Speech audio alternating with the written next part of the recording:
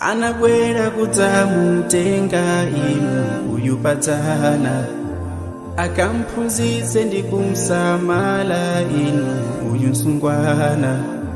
Mwana wanzako ndi wako yemwe ine ndikamulela, koma dzaoneni nkhanza zomwe lero kumuchitira.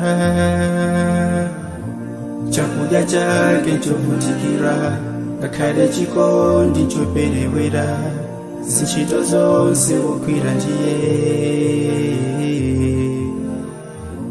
Pano sukulu adamuletsa, za sokolo lake adayiwala, nawonso malume ake aja.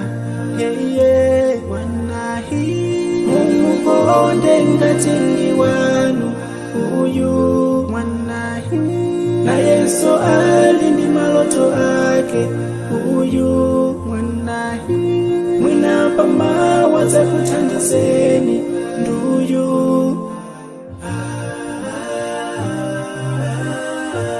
uyu mwanayu, uyu mwanayu,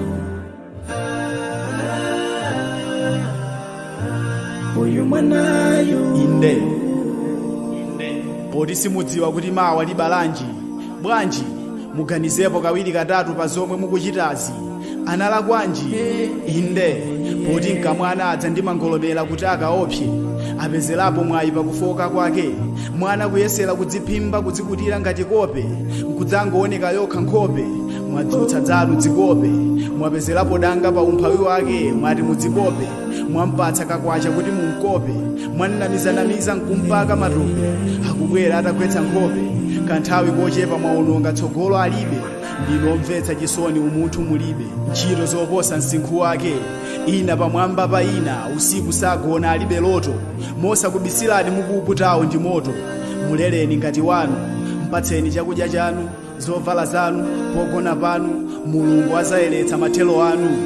Inde chakudya chake chovutikira, ngakhale chikondi choperewera, zintchito zonse wogwira ndiye. Pano sukulu adamuletsa, za sokolo lake adayiwala, nawonso malume ake aja. Heye mumukonde ngati ndi wanu uyu mwanahi, nayenso ali ndi maloto ake uyu mwanahi. Mwina pamawa adzakuthandizeni nduyu uyu mwanayu, uyu mwanayu, uyu mwanayu, uyu mwanayu.